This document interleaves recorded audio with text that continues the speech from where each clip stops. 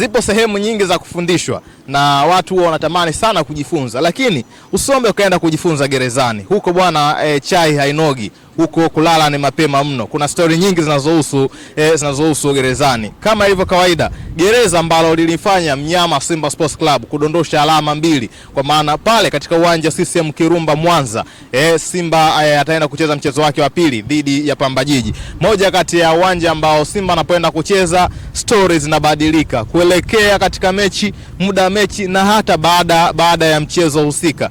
Simba dhidi ya Pamba Jiji haujawahi kuwa mchezo rahisi.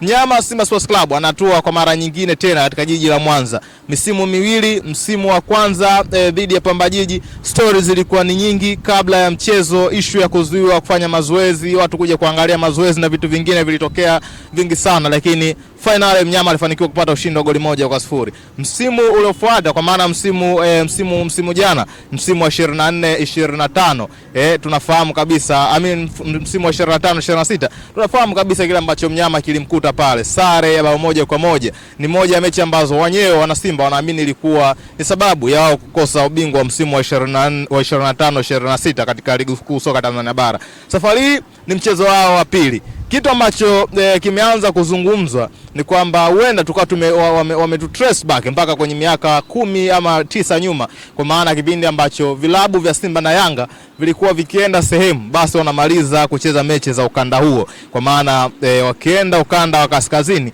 basi watacheza zote mechi za ukanda wa kaskazini, wakienda mashariki, wakienda magharibi the same.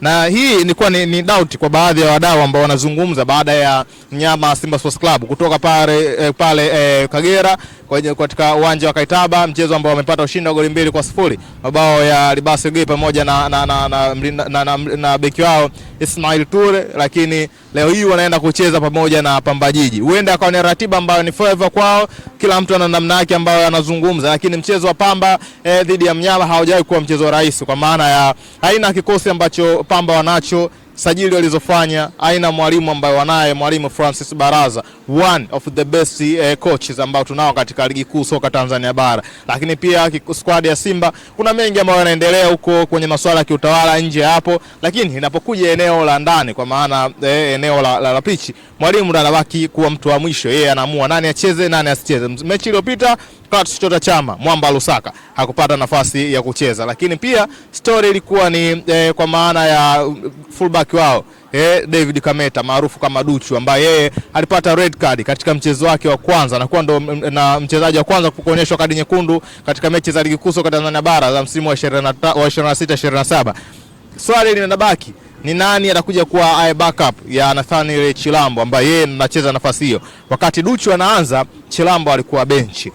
Vipi Chilambo akianza, nani atakuwa ni backup yake yeye in case katokea kitu chochote? Ni moja maswali ambayo wana Simba wanajiuliza, kwa sababu nahodha wao mkuu kwa maana ya Shomari Kapombe yeye amepata injury. Mimi naitwa The Real Abdul Farid Garincha. Kuna mengi ambayo tunajuzana kupitia BBS Media. Hakikisha unatufollow, una comment, una like na kushare katika page zetu pamoja na YouTube account yetu ambayo inapatikana kwa jina la BBS Media.